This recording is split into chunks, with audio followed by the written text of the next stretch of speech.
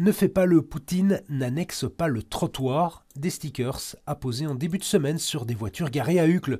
Une action signée par un collectif baptisé Le Piéton Uclois en a marre.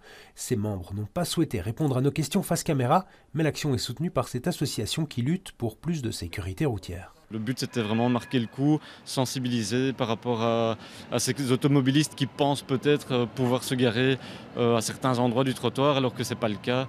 Il suffit de se promener quelques minutes en ville pour en trouver des voitures qui dépassent sur le trottoir, parallèles à la route ici, perpendiculaires aussi parfois. Les riverains n'ont pas manqué de le remarquer. Les voitures sont de plus en plus grandes. Maintenant, est-ce que ça empiète souvent sur le trottoir? Ça ne m'a pas vraiment frappé, mais c'est possible, hein, oui. C'est dangereux. Moi, j'ai deux petits-enfants et j'ai peur, franchement, de marcher sur Uccle.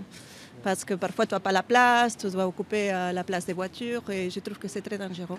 Mais ce que certains dénoncent à Uccle, c'est le laxisme des autorités sur la question. Vous avez déjà alerté les autorités? Oui, plusieurs fois. Oui.